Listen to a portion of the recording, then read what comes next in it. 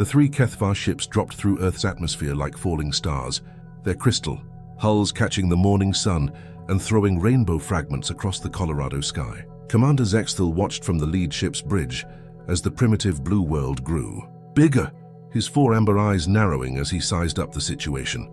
Remind me again why we're cutting deals with these mammals, hissed his second-in-command, Veltar. Her serpentine form coiled around her command chair like she owned the place. Zexthal's mandibles clicked with what passed for amusement in his species, because, sweetheart, these mammals pulled off something our hotshot military strategists can't figure out for the life of them. The holographic display in front of them showed a highlight reel of human conflicts from the past century. Despite having crappy tech, being outnumbered, and using tactics that looked like total chaos, human forces consistently punched way above their weight class. Most mind-boggling were the times humans had beaten opponents with superior firepower using methods that threw conventional military doctrine right out the window. They've got to have some kind of secret weapon system, offered Krathnog, the expedition's chief weapons analyst. His bug-like frame was practically vibrating with scientific curiosity. Maybe some tech so slick our sensors can't even pick it up. Or, Zexthal mused, studying footage of human soldiers doing what they called guerrilla warfare. They've developed tactics so old school that advanced civilizations can't wrap their heads around how effective they are. The Kethvar had steamrolled 17 star systems through superior tech and overwhelming force. Their plasma cannons could turn mountains into vapor. Their shields could deflect any known energy weapon, and their tactical computers could crunch victory probabilities with 99.7% accuracy. Yet these humans, with their primitive projectile weapons and combustion engines, had created military effectiveness that had the greatest minds in the Kethvar Empire scratching their heads. As their ships touched down in the designated landing zone outside Colorado Springs, Zexthal adjusted his ceremonial armor. The humans had agreed to this meeting through their United Nations, though Kethvar intelligence had noted the bewildering complexity of human political structures. Unlike civilized species with clear pecking orders, humans seemed to organize themselves into competing factions that somehow managed to get their act together when threatened. General Sarah Martinez stepped forward as the alien delegation emerged from their ships. At 52, she'd seen action in 3 different theaters and earned her reputation through what military historians would later call unconventional tactical brilliance. Her weathered face showed zero intimidation as she faced beings who could theoretically reduce her entire planet to cosmic dust. "Commander Zexthal," she said in careful English, knowing the aliens' translation devices would convert her words. "Welcome to Earth." The Kethvar commander towered over her, his blue-scaled hide gleaming in the Colorado sunlight. When he spoke, his voice came out as a harmonic blend from his throat sacs. "General Martinez, your species' reputation precedes you." Behind the general stood a carefully selected crew: Colonel James Park, a specialist in asymmetric warfare, Dr. Elena Rodriguez, a military historian, and Captain Michael Thompson, whose great-grandfather had fought at Normandy.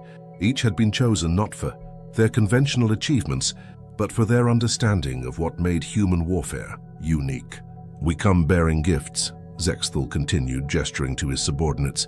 They produced devices that hummed with barely contained energy, medical scanners that can detect and cure any disease, energy generators that could power your largest cities, manufacturing systems that could end scarcity on your world. Martinez nodded respectfully. "Generous offers. What do you want in return?" Veltar slithered forward, her scales shifting colors with excitement. "Your weapons, your tactics, the secret behind your military effectiveness." A beat of silence passed. Then General Martinez smiled, and something in that expression made Zexthal's combat instincts ping with unease. "Our secrets," Martinez repeated. "You want to know how humans fight? Your species consistently achieves victory against superior opponents." Krathnog interjected, his compound eyes focusing intently on the general. "This should be impossible. According to all established military doctrine, you must possess some form of advanced technology or innovative weapon design." Dr. Rodriguez stepped forward, her academic manner contrasting sharply with the military bearing of her companions. "Commander, may I ask what you know about Earth's natural history?" Zexthal's mandibles clicked in confusion. "Your planet's biological development seems unusually violent. Most worlds that produce sentient life have relatively stable ecosystems. Stable, Martinez repeated, exchanging a glance with her team. Yeah, I guess our world isn't real stable.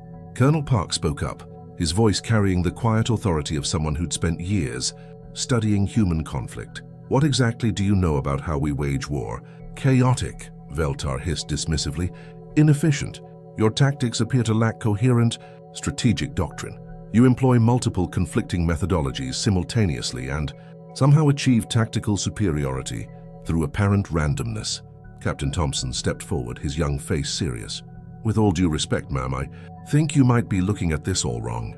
The aliens turned their attention to him, various sensory organs focusing with predatory intensity. See, Thompson continued, you're assuming our effectiveness comes from some tech you haven't ID'd. But what if it comes from something way older than technology? Zexthal's combat computer ran probability calculations, trying to determine what threat this a young human might represent. The results were frustratingly inconclusive. General Martinez nodded slowly. We'll make you a deal, Commander. We'll show you our secrets. We'll demonstrate exactly how humans fight, but I want you to understand something first. She gestured to the mountains surrounding them, then to the vast expanse of sky above. Everything you're about to see, every tactic, every strategy, every method we use, it all comes from one simple fact about humanity.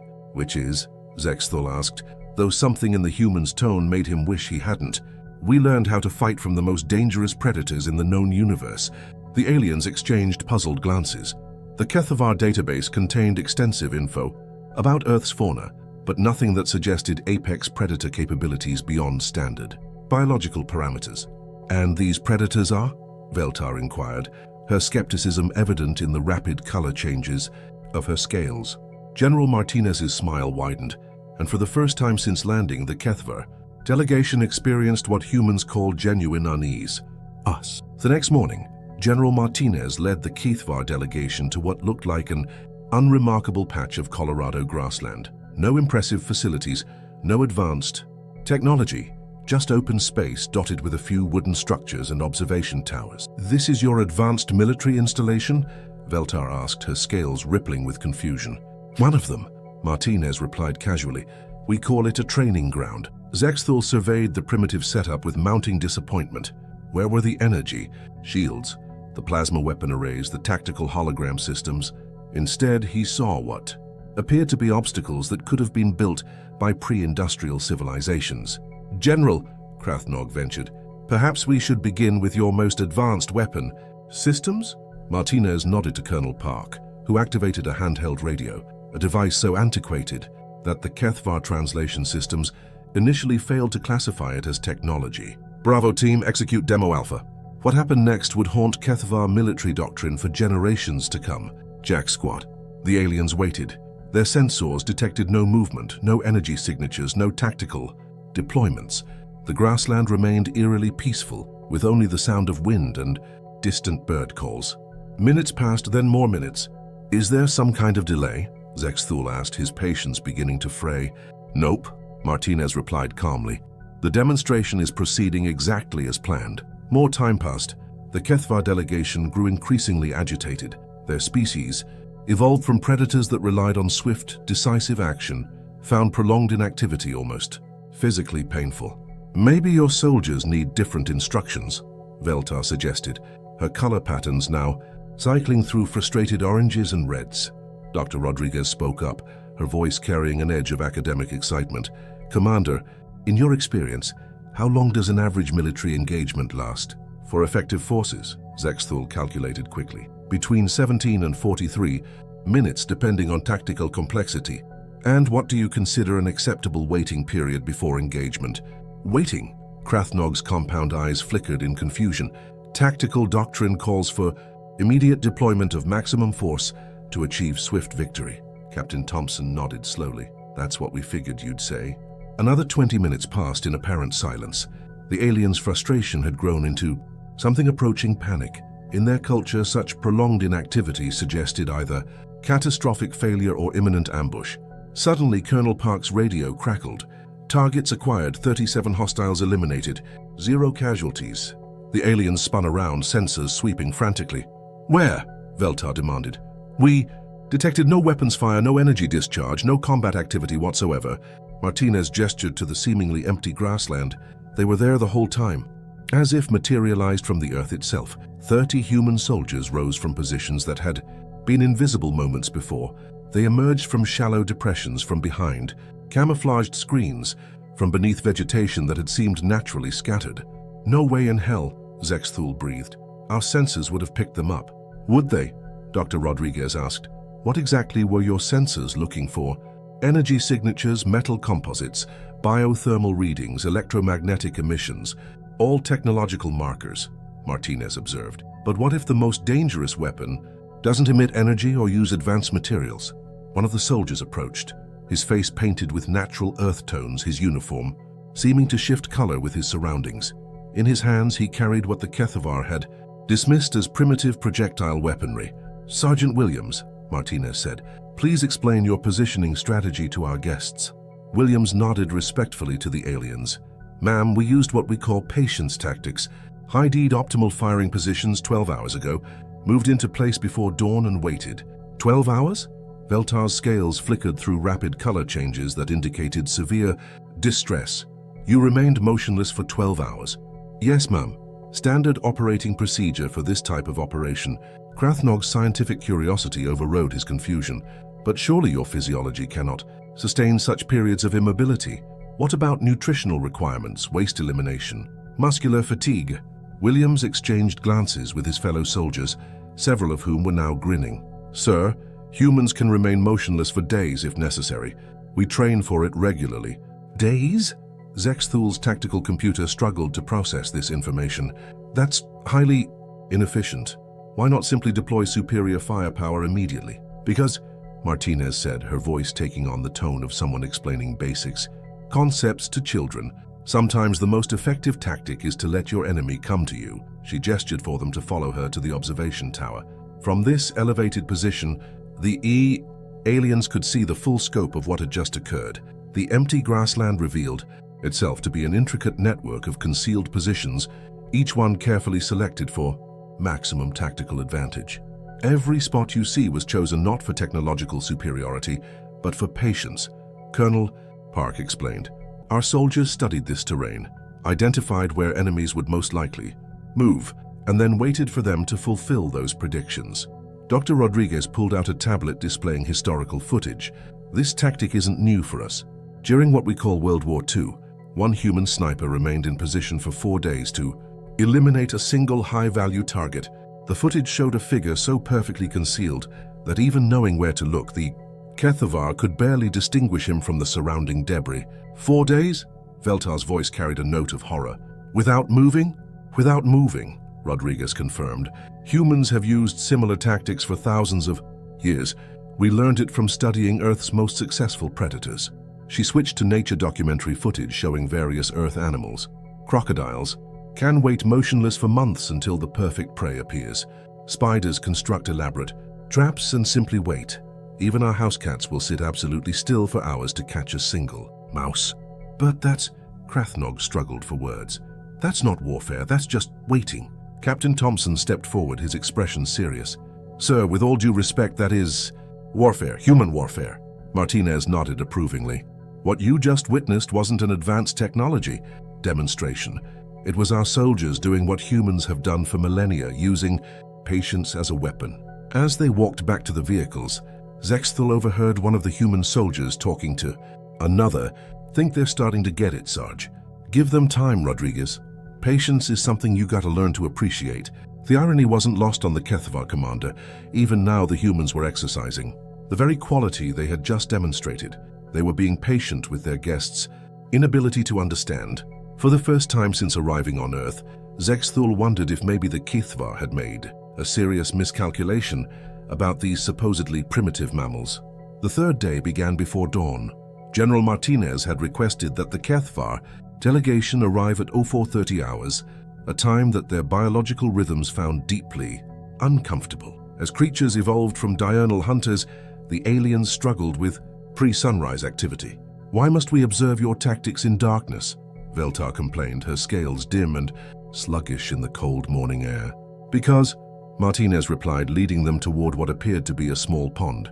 Surrounded by dense vegetation, This is when you'll understand the real deal about human warfare. Dr. Rodriguez had prepared a series of holographic displays showing Earth's apex, predators.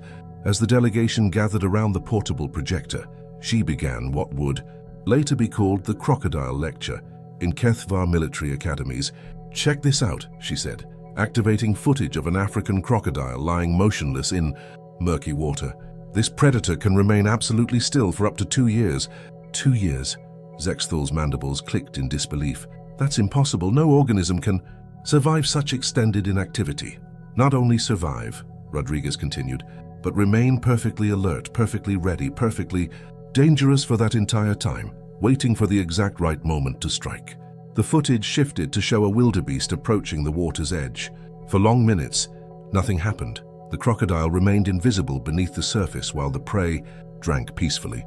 Then, in an explosion of movement so sudden that even the HFY combat systems couldn't track it, the crocodile struck.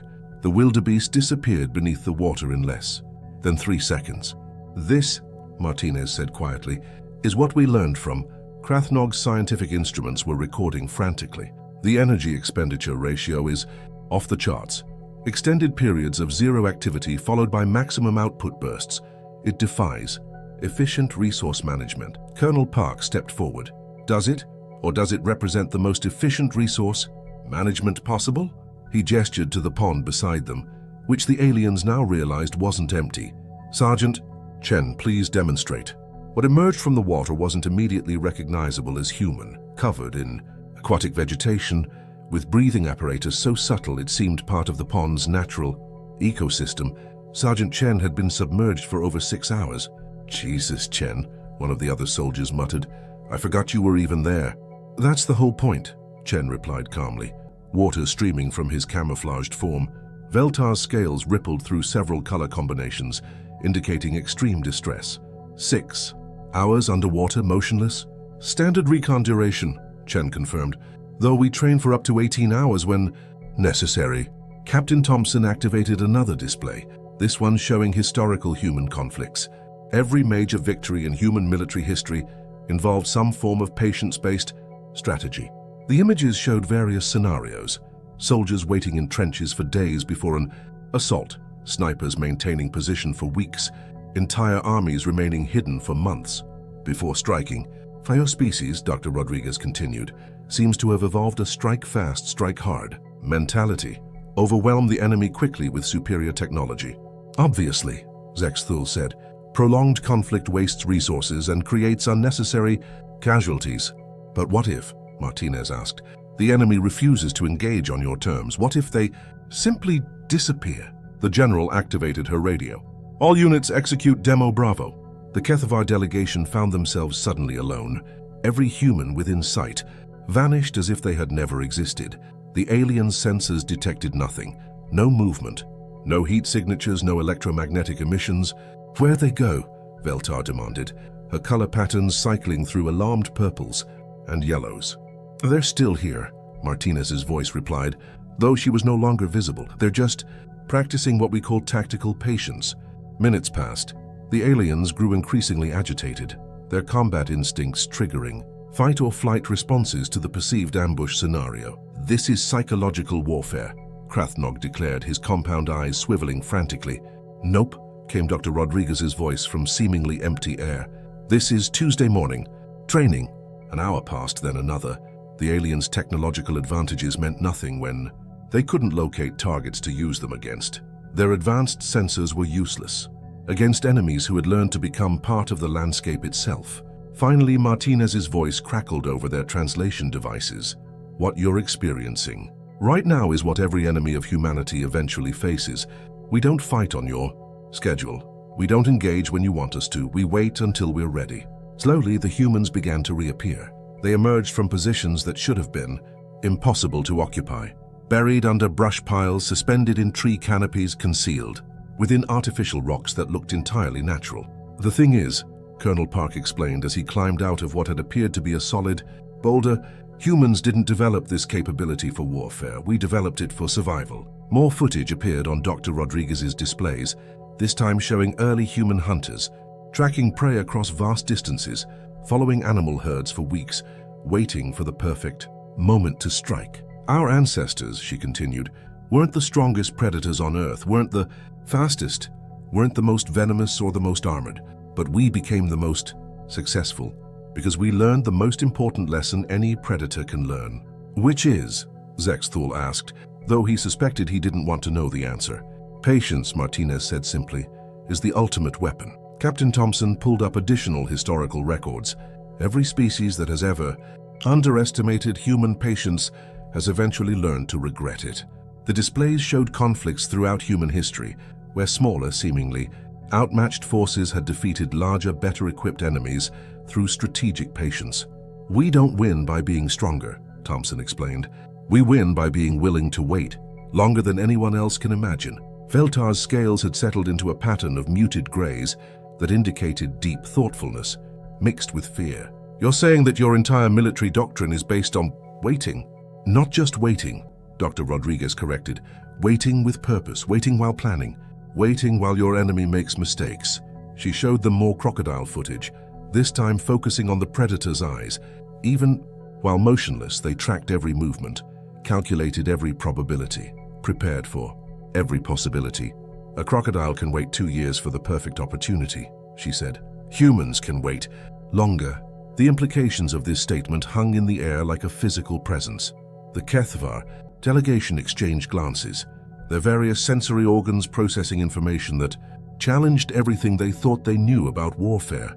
Tomorrow, General Martinez announced, you'll see what happens when human patience combines with human ingenuity. As they prepared to leave, Sergeant Chen was still wringing water from his equipment.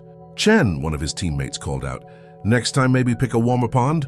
Crocodiles don't get to choose their water temperature, Chen replied philosophically. Neither do we. That night, in their temporary quarters, the Kethvar delegation held an emergency strategy session. For the first time since beginning their galactic expansion, they'd encountered a military philosophy that their tactical computers couldn't analyze or counter.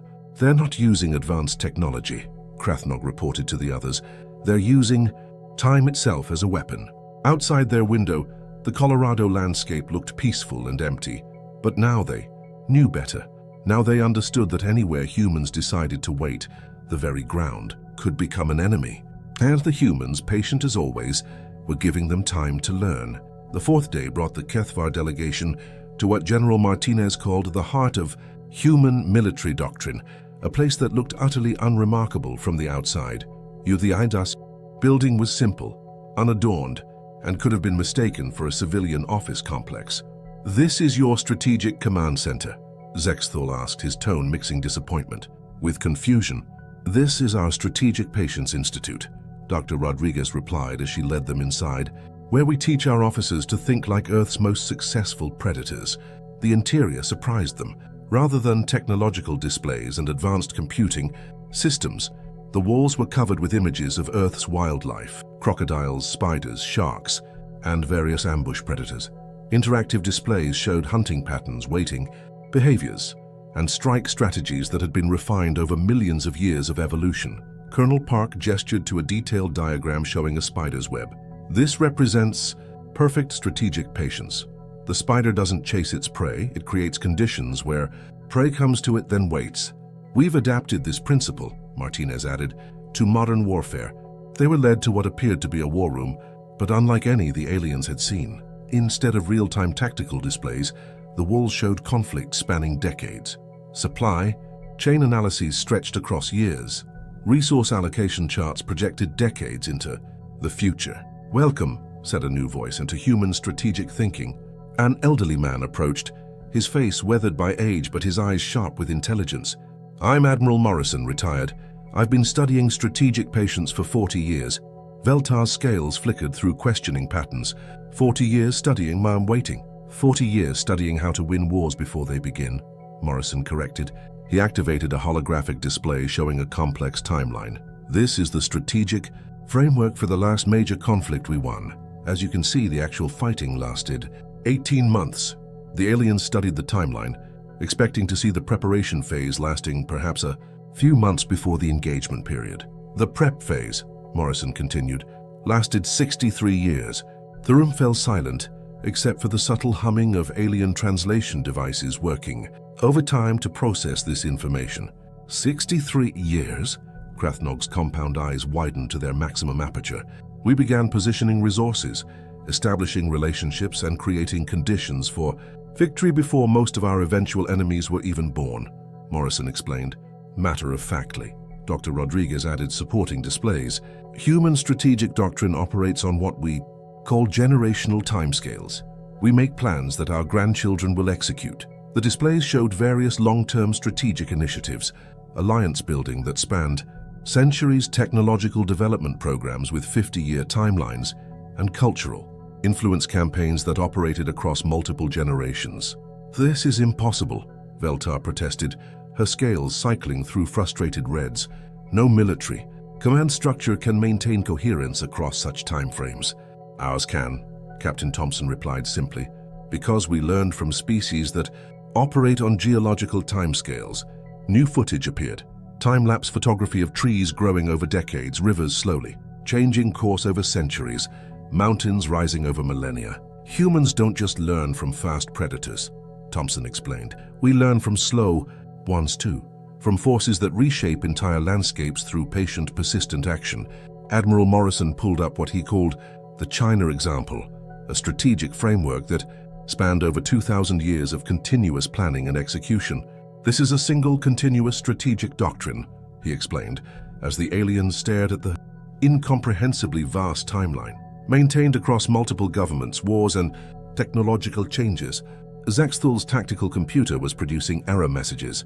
Your species maintains strategic continuity across multiple civilizational changes. We maintain strategic continuity, Martinez confirmed, across everything. She showed them examples. Infrastructure projects that took centuries to complete, scientific research programs that spanned multiple human lifetimes, and military alliances that had persisted for over 1,000 years. But how? Veltar demanded. Your individuals only live for approximately 80 years. How can you execute strategies that require centuries? Dr. Rodriguez smiled, and something in that expression reminded the aliens uncomfortably of a predator that had just spotted prey. Because individual humans die, she said, but human patience is immortal. The displays showed what they called institutional memory, systems that allowed human organizations to maintain strategic focus across multiple generations.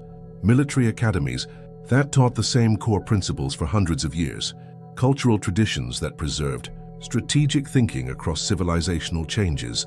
Written doctrines that ensured continuity, even when entire governments fell and rose again. We don't just plan for our own lifetimes, Colonel Park explained. We plan for our species' lifetime. Admiral Morrison activated another display, this one showing current global strategic initiatives. These are the plans we're executing now. Some began implementation before humans achieved spaceflight. Others won't see completion until long after we colonize other star systems. The timeframes were staggering.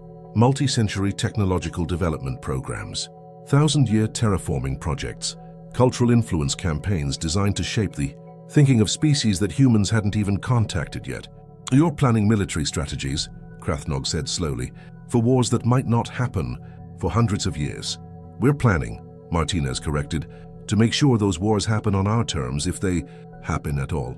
She showed them the ultimate example, the Kepler Protocol, a strategic framework for establishing human dominance in any star system they colonized, with implementation timelines stretching across multiple millennia. This particular plan, she noted casually, accounts for the rise and fall of entire alien civilization. The Kethavar delegation stared at strategic documents that treated their own species as a temporary variable in equations spanning geological ages. This is what you wanted to know, isn't it? Dr. Rodriguez asked. Our military secret. Veltar's scales had gone completely white, a color pattern indicating not just fear, but the kind of existential terror that comes from realizing you're trapped in something far larger than yourself. Your secret, she whispered, is time. Our secret, Admiral Morrison confirmed, is that we weaponized patience itself. He gestured to all the displays around them, the predator studies, the multi-generational plans, the strategic frameworks that spanned centuries.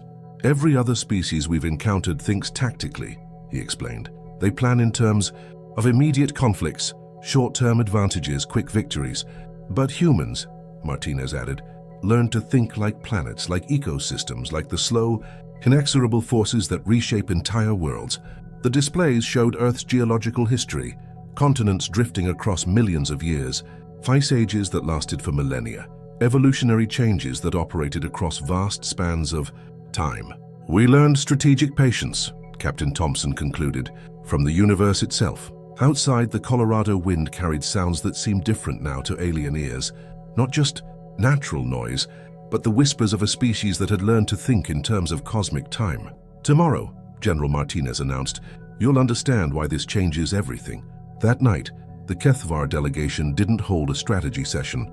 They sat in stunned silence, trying to process the implications of what they had learned. They had come seeking military secrets and found something far more disturbing, a species that had weaponized eternity itself. The final day began with an unexpected invitation. General Martinez requested that the HFY delegation meet her not at a military facility, but at a simple overlook in the Rocky Mountains where the early morning sun painted the peaks in shades of gold and crimson. Beautiful, isn't it? She said as the aliens joined her at the viewing point. The delegation stood in contemplative silence, their various sensory organs taking in the vast landscape spread below them. After 4 days of revelations about human military doctrine, even this peaceful scene seemed somehow ominous. General, Zexthal began carefully, we came here seeking your species' military secrets. And did you find them? Veltar's scales shifted through thoughtful patterns. We found something we weren't expecting. Dr. Rodriguez joined them, carrying a final presentation tablet. Before you leave, there's one more thing you should understand about human warfare. She activated a display showing not military conflicts, but images of human cities, art, galleries, schools, and families. Everything we've shown you, the patience, the long-term planning, the strategic thinking that spans centuries, we didn't develop it for war. The aliens turned their attention to her, confused.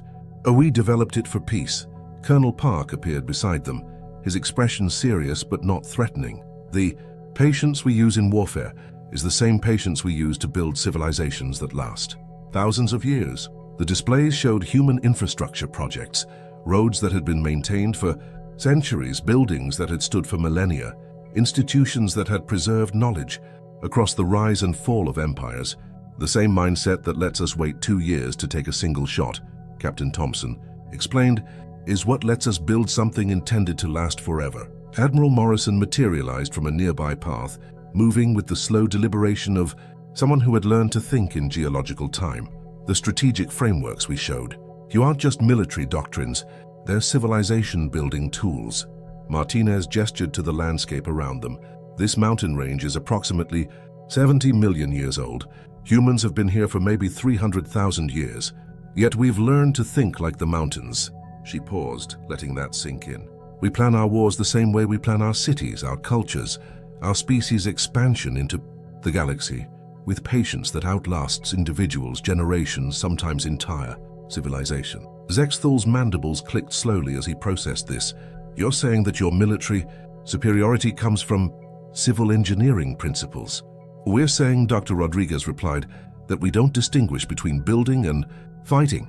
To humans, war is just another construction project. The displays showed human colonies being established on other worlds, each one following strategic plans that accounted for centuries of development, infrastructure that wouldn't reach full effectiveness for generations, cultural programs designed to influence thinking across multiple species' lifespan. When we colonize a world, Thompson explained, we're not just establishing a settlement, we're laying the groundwork for strategic advantages that our great-great-grandchildren might use. Veltar's color patterns had stabilized into deep blues and purples, a combination indicating both fear and respect. You don't just fight wars, she said slowly. You cultivate them. We cultivate victory, Martinez corrected gently, the way a gardener cultivates a forest that will outlive them by centuries. Krathnog's scientific instruments had been recording everything, but now he seemed to realize the futility of the exercise. How do we defend against an enemy that thinks in geological time? Admiral Morrison smiled, and the expression was somehow both kind and terrifying. The same way mountains defend against rivers, by accepting that some changes are inevitable and focusing on what can be preserved. The morning sun had risen higher, casting new shadows across the landscape. In the distance, jets from the nearby airbase traced contrails across the sky, a reminder of human, technological capability built upon foundations of strategic patience. "We have one final gift for you," General Martinez announced. She handed Zexthul a simple data crystal containing what appeared to be basic human historical records. "This contains our actual military secret," she said. "Not the tactics or the technology or the weapons, the philosophy." Dr. Rodriguez activated one last display, this one showing a simple timeline of human development. Every advancement you see here, every technology, every strategic innovation, every cultural development, emerged from the same core principle. The principle was stated simply at the top of the timeline: patient persistence overcomes all obstacles. "That's it," Colonel Park said. "That's what you came here to find. The secret that makes humans effective in warfare is the same secret that makes us effective at everything else." "We learned from crocodiles how to wait," Thompson added. "We learned from spiders how to plan. We learned from mountains how to endure. And we learned from time itself how to win." The aliens stood in silence, finally understanding what they had discovered. They had come seeking weapons and found a worldview. They had come seeking tactics and found a philosophy that encompassed an entire species' approach to existence. "The technology we offered you," Zexthul said finally, "seems inadequate in exchange for this knowledge." Martinez shrugged. "Keep your tech. What you've learned here is worth more than any device." "Which is?" "That humans don't just wage war," she replied. "We wage time itself."